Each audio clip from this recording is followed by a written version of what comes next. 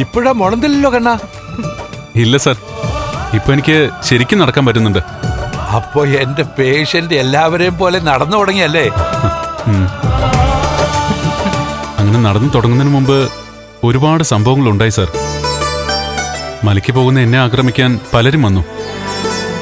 ആ ആക്രമണത്തിനൊടുവിൽ ശത്രുക്കളെല്ലാം പോയി. പകരം എനിക്കെന്റെ ചെറിയ വൈകല്യം കൂടി ഇല്ലാതായി. മലയ്ക്ക് പോയ ഭർത്താവിനെ ഓർത്ത് വലിയ വേദനയും ഭയവുമൊക്കെ ആയിരുന്നല്ലോ മഹാലക്ഷ്മിക്ക്. ഇപ്പൊ എന്തായി മോളെ? ഇനിയിപ്പം നിങ്ങൾ ആഗ്രഹിച്ച പോലെ ഹണിമൂൺ ട്രിപ്പൊക്കെ പ്ലാൻ ചെയ്യാം. അനന്തവും ലേഖയും നിങ്ങളെയും കൊണ്ട് ലോകം ചുറ്റാൻ കാത്തിരിക്കുക. എവിടേക്കാ പോകുന്നതെന്ന് വെച്ചാ രണ്ടാൾക്കും ഒന്നിച്ചു പോകാം. പിന്നെ നിങ്ങൾ രണ്ടാളും തിരിച്ചു പോകുന്നതിന് മുമ്പ് കുറച്ച് മുല്ലപ്പൂവൊക്കെ വാങ്ങിച്ചോ. മുല്ലപ്പൂവോ? അതെന്തിനാ സർ? അത് മഹാലക്ഷ്മിയുടെ തലയിൽ വെക്കാൻ മാത്രമല്ല, നിങ്ങളുടെ ബെഡ്റൂമിൽ വാരി വിതറാൻ കൂടിയാ. മല ചവിട്ടിയിട്ട് വന്നതാണ് കണ്ണൻ. ഇന്നത്തോടെ ഇയാളുടെ വ്രതം തീരുകയാണ്. ഇനിയാണ് നിങ്ങൾ ജീവിതം ആഘോഷിക്കാൻ പോകുന്നത്. അതായത് നിങ്ങളുടെ ദാമ്പത്യത്തിന്റെ ഫസ്റ്റ് ഡേ ആണിന്ന്.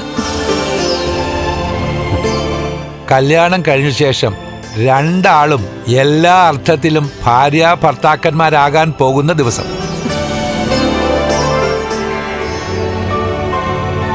കണ്ണൻ നടന്ന് മല കയറിയിട്ട് കാലിന് എന്തെങ്കിലും വേദനയുണ്ടോ?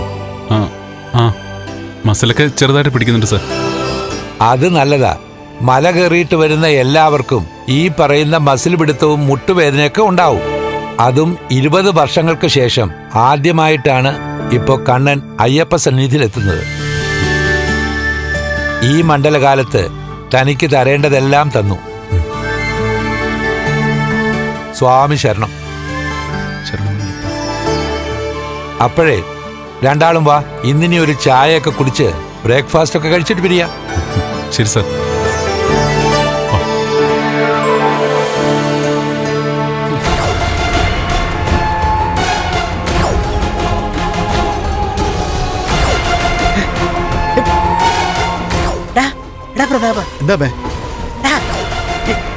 നിന്റെ കെട്ടിയോളെ അണിഞ്ഞൊരുങ്ങി എങ്ങോട്ടോ പോവാടാ.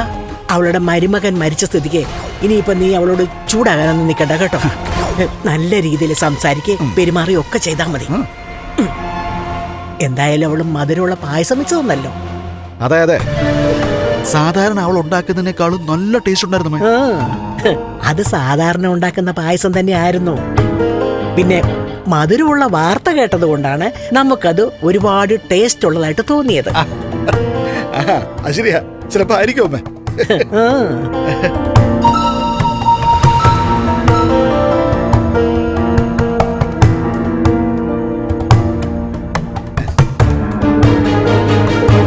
അല്ല, നീ ഇങ്ങനെ ഒരുങ്ങിക്കെട്ടി സുന്ദരിയായിട്ട് എങ്ങോട്ടാ പോകുന്ന മോഹിനി?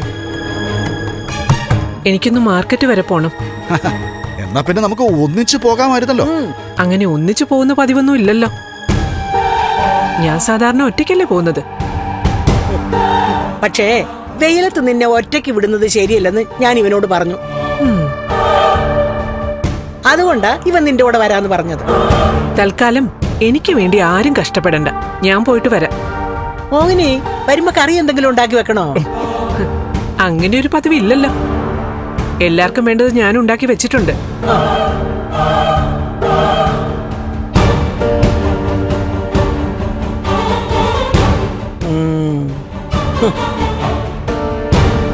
മോളും മരുമകനും കൂടി കൊടുത്ത ധൈര്യം ചില്ലറയൊന്നുമല്ല. അതുകൊണ്ടാ ഇവളിങ്ങനെ നേർക്ക് നേരെ നിന്ന് സംസാരിക്കുന്നത്.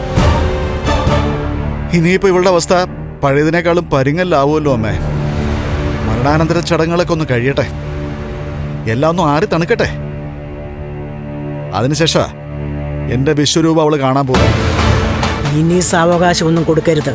ഒതുക്കി ഒരു മൂലെ തള്ളണം അമ്മേ മോളെ. അത്രയ്ക്കാ നമ്മുടെ കുഞ്ഞിനെ രണ്ടും കൂടെ കണ്ണീര് കുടിപ്പിച്ചത്. നേരാമേ. അടിമയായിട്ട് ജീവിക്കേണ്ടവള് എന്നും അങ്ങനെ തന്നെ ജീവിക്കണോടാ പ്രതാപ. അതിന്നൊരു ഇഞ്ച് അവള് മുകളിലോട്ട് പോകാൻ പാടില്ല.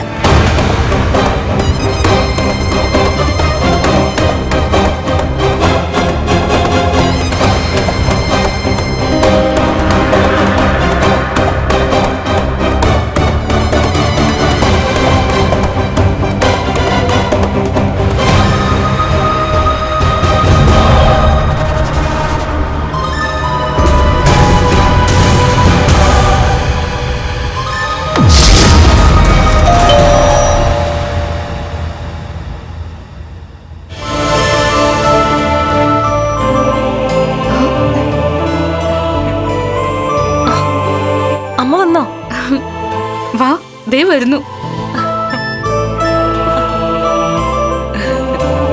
അമ്മ മോളെ ഓ അമ്മ ലേക്ക് ഉം.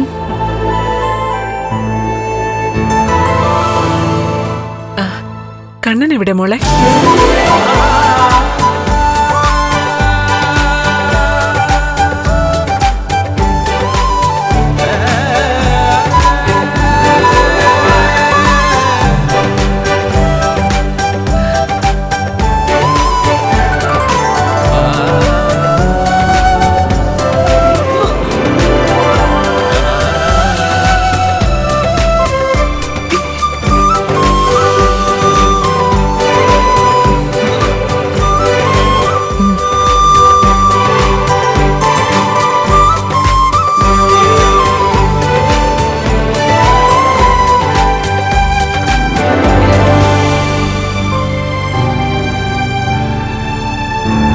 എന്റെ എല്ലാ വൈകല്യങ്ങളും മാറിയമ്മേ. അതറിയിക്കാനായി ആദ്യം വരേണ്ടിയിരുന്നത് ഇയാളുടെ കുടുംബത്തിലേക്കാ. പക്ഷേ അങ്ങോട്ട് വരാൻ പറ്റില്ലല്ലോ. വരണ്ട മോനെ. അവിടെയുള്ളവരെല്ലാം മോൻ ഇനി മടങ്ങി വരില്ല എന്നുള്ള വിശ്വാസത്തില, ആ സന്തോഷത്തില. അതുകൊണ്ട് ഞാൻ ഇങ്ങോട്ട് വരുമ്പോഴും എന്നോട് സ്നേഹത്തോടെയാ സംസാരിച്ചതും പെരുമാറിയതും ഒക്കെ. അവർക്ക് അധികം വൈകാതെ അറിയും എനിക്കൊന്നും സംഭവിച്ചിട്ടില്ലെന്ന്.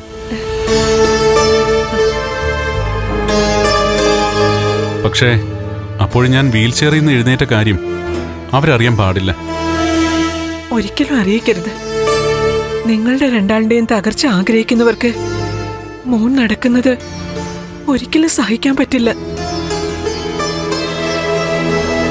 അമ്മയ്ക്കിപ്പോ സന്തോഷായോ?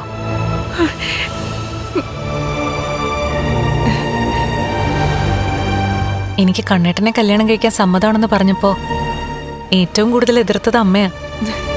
എന്റെ ഭാവി നശിപ്പിക്കാനായിട്ട് മനഃപൂർവ്വം കണ്ടുപിടിച്ച ബന്ധമാണെന്നൊക്കെ പറഞ്ഞ് അമ്മ ഒരേ കരച്ചിലായിരുന്നു. അതിപ്പോ അമ്മയെ കുറ്റം പറയണ്ട മഹി. ഈ ലോകത്തുള്ള ഏതൊരമ്മയും ചിന്തിക്കുന്നതും പറയുന്നതൊക്കെ മഹിയുടെ അമ്മയുടെ ഭാഗത്തുനിന്നും ഉണ്ടായിട്ടുള്ളൂ. ഏതൊരമ്മമാർക്കായാലും മക്കൾക്ക് നല്ല കുടുംബജീവിതവും ഭാവി ഉണ്ടാവണമെന്നൊക്കെ തന്നെയാണ് ആഗ്രഹം. അങ്ങനെയുള്ളപ്പോ പെണ്ണ് കാണാൻ വീൽ ചെയറിൽ വന്ന ഒരാളെ ഒരമ്മമാരും വേണമെന്ന് പറയില്ല. അന്നങ്ങനെ പറഞ്ഞതില് എനിക്കിന്ന് നല്ല കുറ്റബോധമുണ്ട്. പിന്നീട് എനിക്ക് മനസ്സിലായത് മോനെ പോലൊരാളെ ഈ ജന്മം എന്റെ മോൾക്ക് കിട്ടില്ലെന്ന്. അന്ന് പെണ്ണ് കാണാൻ വന്നപ്പോ തന്നെ ഇതാണ് എന്റെ പുരുഷനെന്ന് ഉറപ്പിച്ച മഹിയുടെ മനസ്സിനോട് വേണം നന്ദി പറയാൻ. അന്ന് ഞാൻ പോലും ഇയാളോട് പറഞ്ഞു എന്നെ പോലൊരു മനുഷ്യനെ കെട്ടണ്ടെന്ന്. അത് പറയാനായിട്ട് ഞാൻ ഇയാളുടെ വീട്ടിലേക്ക് ചെല്ലുകയും ചെയ്തു. അപ്പോഴും ഇയാൾ ഒരേ നിപ്പായിരുന്നു, എന്നെ തന്നെ മതിയെന്നും പറഞ്ഞു. അതിന്റെ കാരണം എനിക്കിപ്പോഴും വ്യക്തമല്ല. അതെന്താ വ്യക്തമാവാത്തെ? മുന്നോട്ടുള്ള നമ്മുടെ ജീവിതത്തിനിടയ്ക്ക് ഇതൊക്കെ സംഭവിക്കുന്ന എന്നെ ആരോ ഉപദേശിക്കും പോലെ എനിക്ക് തോന്നി. പിന്നെ ദൈവത്തിന് മുന്നിൽ തുളസിയിലിട്ട് നോക്കിയപ്പോ ഇതാണ് നിനക്ക് പറ്റിയ ബന്ധംന്ന് ദൈവങ്ങളും തീരുമാനിച്ചു. സമ്മതം മൂളി. അതുകൊണ്ടാ അമ്മയുടെ എതിർപ്പിനിടയിലും അതൊന്നും ശ്രദ്ധിക്കാതെ കണ്ണേട്ടന്റെ ജീവിതത്തിലേക്ക് ഞാൻ കടന്നു വന്നത്. അല്ല, ശബരിമലയിൽ പോയപ്പോ എന്തൊക്കെയാ മോനെ സംഭവിച്ചത്? സംഭവിച്ചത് എന്തൊക്കെയായാലും ശരി, അതിന്റെ അവസാനം എനിക്ക് ഗുണമായിട്ടാ വന്നത്. അതുകൊണ്ട് പകുതി വഴി കഴിഞ്ഞപ്പോ തന്നെ മറ്റെല്ലാ സ്വാമിമാരെയും പോലെയും എനിക്ക് മല കയറാൻ പറ്റി.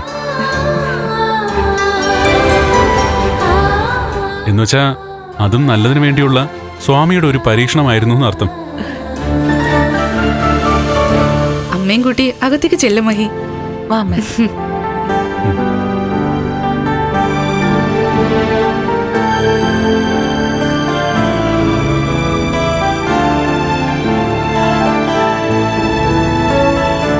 ആ അമ്മ ജീവിച്ചത് തന്നെ മൂത്ത മകൾക്ക് വേണ്ടിയാ. ഇളയമോൾക്ക് എല്ലാവരും ഉണ്ടായിരുന്നു. ആരുമില്ലായിരുന്നത് അയാൾക്കാ. അതുകൊണ്ട് തന്നെ മറ്റാരെക്കാളും എൻ്റെ ഈ മാറ്റങ്ങളിൽ സന്തോഷിക്കുന്നത് ആ അമ്മയാ. എൻ്റെ അമ്മയെ അച്ഛനെ നഷ്ടപ്പെട്ട ശേഷം എനിക്ക് കിട്ടിയത് ഒരു അസുര സ്വഭാവമുള്ള രണ്ടാനമ്മയാ. എന്നാൽ വിവാഹശേഷം എന്നെ സ്നേഹിക്കുന്ന എൻ്റെ ഭാര്യയെ പോലെ തന്നെ എനിക്ക് വേണ്ടി പ്രാർത്ഥിക്കുന്ന ഒരു അമ്മയെ കിട്ടി. അതൊക്കെയല്ലടാ നമ്മളെ സംബന്ധിച്ചിടത്തോളം ഏറ്റവും വലിയ നേട്ടം. ഒരമ്മ എൻ്റെ ഡെഡ് ബോഡി കൊണ്ടുവരുന്നതും കാണാനായിട്ട് കാത്തിരിക്കുക. ആ നേരത്ത് ദേ ആ പോയ അമ്മ ഞാൻ ആരോഗ്യത്തോടെ മടങ്ങി വരണമെന്നും ആയുരാരോഗ്യ സൗഖ്യത്തോടെ ജീവിക്കണമെന്നും പ്രാർത്ഥിച്ചുകൊണ്ട് കാത്തിരിക്കുന്നൊരമ്മയാ.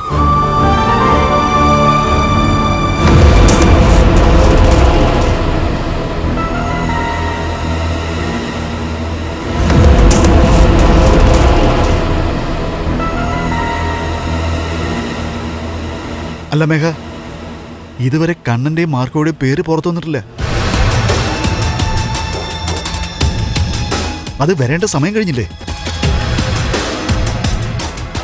അതുപോലെ തന്നെ പോലീസ് കമലേശ്വരത്തേക്ക് വിളിച്ച് വിവരങ്ങളൊന്നും അന്വേഷിക്കണ്ടേ? അതൊന്നും ഇതുവരെ ഉണ്ടായിട്ടില്ലല്ലോ. അങ്ങളെ, കൊക്കയില് വീണ് മരിച്ചത് കണ്ണനും മാർക്കോയാ. അതിനൊരു വ്യക്തത വന്നിട്ടുണ്ട്. പക്ഷേ മൃഗങ്ങളെടുത്ത മുഖമാണ് അവന്മാരുടെ. അതുകൊണ്ട് തിരിച്ചറിയാൻ അത്ര പെട്ടെന്നൊന്നും പറ്റത്തില്ല. ആ പിന്നെ അവന്മാരുടെ കയ്യിൽ തിരിച്ചറിയൽ കാർഡുണ്ടെങ്കിൽ അതൊക്കെ വീഴ്ചയിൽ തെറിച്ചു പോയിട്ടുണ്ടാവും. ആ എന്തായാലും അധികം വൈകാതെ കമലേശ്വരത്തൊരു കൂട്ടക്കരച്ചില് കേൾക്കാം. മഹാലക്ഷ്മിയുടെ കരച്ചില്.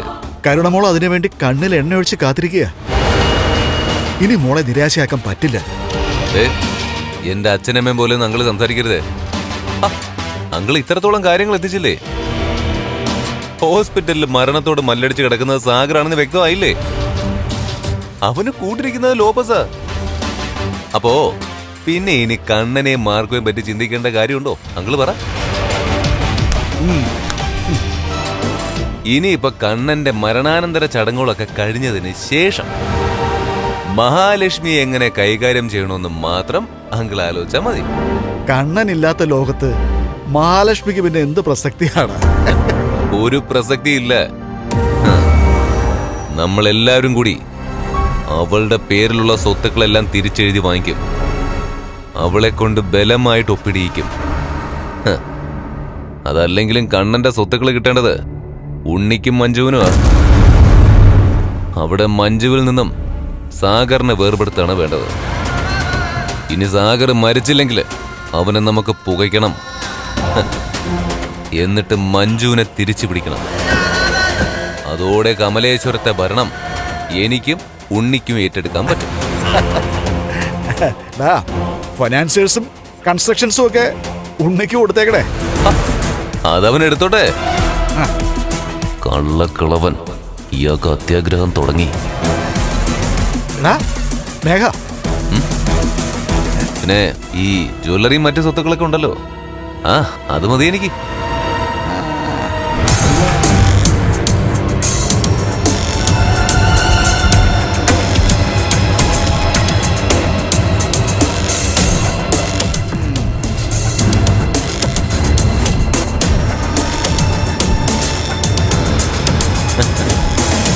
എന്റെ അങ്കിളെ, കണ്ണന്റെ സ്വത്തുക്കൾ എല്ലാം കൂടി ഭാഗം വെച്ചെടുത്താലും ഒരു 10 തലമുറയ്ക്ക് അധ്വാനിക്കാതെ കഴിയാനുള്ള സ്വത്തുണ്ട്. പിന്നെ അതിൻ്റെ ഇടയിൽ നമ്മൾ അങ്ങോട്ടും ഇങ്ങോട്ടും അത്യാഗ്രഹം കാണിക്കാതിരിക്കുന്നതാ നല്ലത്. എനിക്കൊരു അത്യാഗ്രഹവും ഇല്ല മേഘ.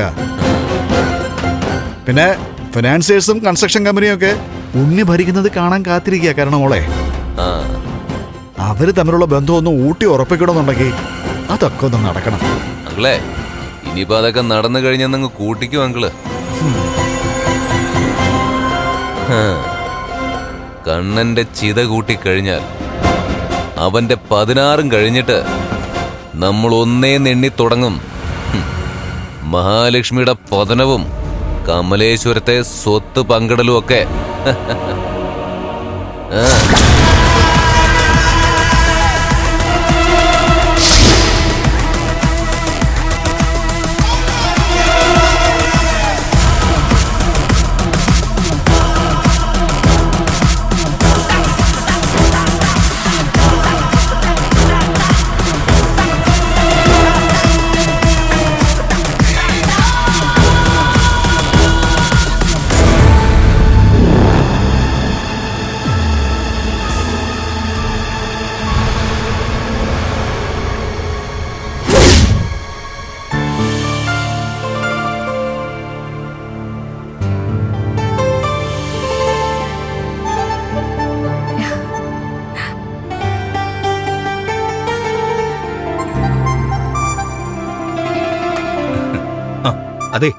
നീ പെട്ടെന്നൊന്ന് റെഡിയാവും. നമുക്ക് ഈ സന്തോഷം ഒന്ന് അടിച്ചു പൊളിക്കണ്ടേ?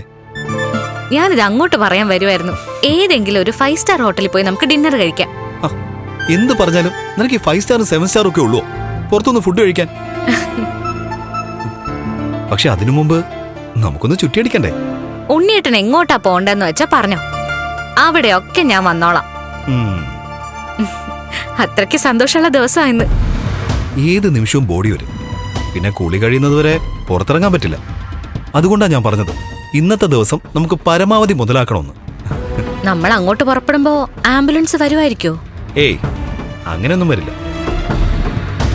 ആളെ ഐഡന്റിഫൈ ചെയ്തു കഴിഞ്ഞാൽ അവരിങ്ങോട്ട് വിളിക്കും. അത് കഴിഞ്ഞ് ബോഡി കൊണ്ടുവരൂ. ഒരുത്തിക്ക് ആദ്യം തുടങ്ങി കാണും. ആ, ഇത്രയും ദിവസം കണ്ണേട്ടനോടൊപ്പം അടിച്ചു പൊളിച്ചല്ലേ ജീവിച്ചത്. നല്ലൊരു ദാമ്പത്യ ജീവിതം നയിക്കാൻ പറ്റിയില്ലെങ്കിലും അവൾ ആഗ്രഹിച്ചതുപോലെ തമ്പുരാട്ടിയായിട്ട് നടക്കാൻ പറ്റിയില്ലേ? സംശയമുണ്ടോ? കൺസ്ട്രക്ഷൻ കമ്പനിയിൽ നിന്ന് എന്നെ ഒഴിവാക്കിയില്ലേ? അവിടെ അടക്കി ഭരിക്കുമായിരുന്നു എന്നെ ഒരു മൂലക്കിരുത്തിയിട്ട്. ഇനി ഞാനെല്ലാം തിരിച്ചു പിടിച്ചോളാം. കൺസ്ട്രക്ഷൻ കമ്പനിയൊക്കെ അവളുടെ കയ്യിലായി പോയില്ലേ? അതുകൊണ്ട് ഉണ്ണിയേട്ടൻ അവളെ നിയന്ത്രിക്കാൻ പറ്റുമോ? എടിപിടിന്ന് നിയന്ത്രിക്കാനൊന്നും പോകുന്നില്ല. സാവകാശം ഞാൻ എല്ലാം എന്റെ നിയന്ത്രണത്തിൽ എത്തിക്കും. ജുവലറി ഫിനാൻസിയേഴ്സും ഒക്കെ മേഘേട്ടന്റെ മേൽനോട്ടത്തിലും കൺസ്ട്രക്ഷൻ കമ്പനി എന്റെ മേൽനോട്ടത്തിലും കൊണ്ടുപോകണമെന്നായിരുന്നു എന്റെ ആഗ്രഹം. അതിലാണ് നിന്റെ ചേച്ചി വന്നതോടെ തടയിട്ടത്. മേഘേട്ടന് ജ്വല്ലറി മാത്രം കൊടുത്താ പോരെ? ഫൈനാൻസേഴ്സും കൺസ്ട്രക്ഷൻ കമ്പനിയും ഉണ്ണിയേട്ടൻ തന്നെ നോക്കി നടത്തിക്കൂടെ? മഞ്ജു എന്റെ പെങ്ങളാണ്. അവൾക്ക് അർഹതപ്പെട്ടത് കൊടുക്കാതിരിക്കാൻ പറ്റില്ല. പിന്നെ മേഘേട്ടൻ സ്വത്തിന്റെ കാര്യത്തിൽ അത്ര പുണ്യാളൊന്നുമല്ല. അല്ല, മേഘേട്ടന്റെ ജീവിതത്തിലേക്ക് മഞ്ജു വന്നാലല്ലേ ഇതൊക്കെ നടക്കൂ. സാഗർ ഇതുവരെയും മരിച്ചിട്ടില്ല. അതൊക്കെ മേഘേട്ട അവനെ തട്ടിക്കളഞ്ഞോളൂ. കണ്ണേണ്ണെ മാർക്കോ ഇവിടുന്ന് പറഞ്ഞു വിടാങ്കി പിന്നെ അവനെയാണോ പാട്? നീ പെട്ടെന്ന് റെഡിയായി വരാൻ നോക്ക്. ഞാൻ താഴെ ഇരിക്കാം.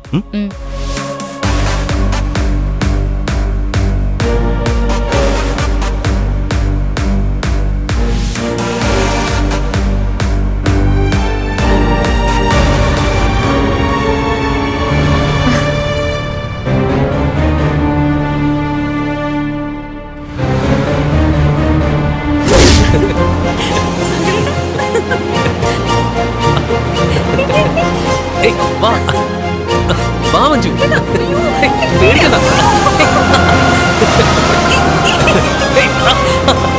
മഞ്ജു,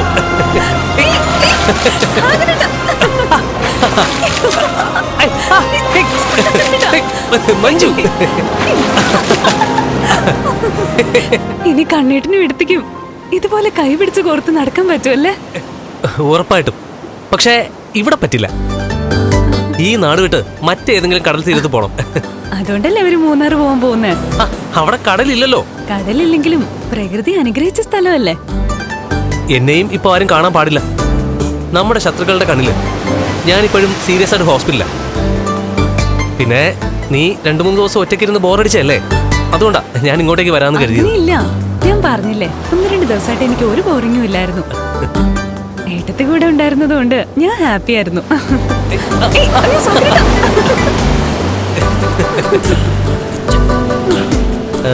നമുക്കേ ഒരു ഫിലിമിന് പോയാലോ? അത് വേണ്ട. സിനിമാ തിയേറ്ററില് ആരെങ്കിലും പരിചയക്കാരെ കാണാതിരിക്കില്ല. ആ മേഘനും അവന്റെ കൂട്ടുകാരും ഒക്കെ കറങ്ങി നടക്കുന്ന സ്ഥലമാ. തൂണിനെ ഭയക്കുന്ന ഒരുത്തനാ മേഘൻ. അതുകൊണ്ട് പടം കാണാനല്ലെങ്കിലും വെറുതെ എങ്കിലും AC തിയേറ്ററിൽ കയറി ഇരുന്ന് കളയും. അതിനകത്ത് കയറിയിരുന്ന് മദ്യപിക്കുകയും ചെയ്യും. എനിക്കത് അനുഭവം ഉള്ളതാ. അന്ന് രണ്ടാളും ഒന്നിച്ചായിരിക്കും മദ്യപിച്ചത്. നമുക്കേ കുറച്ചുകൂടെ ഉള്ളിലേക്ക് ഇറങ്ങാം. അയ്യോ, അത് വേണ്ട, എനിക്ക് പേടിയാ. ഞാനല്ലേ കൂടെ ഉള്ളത്, വാ. അയ്യോ, വേണ്ട. വാടോ.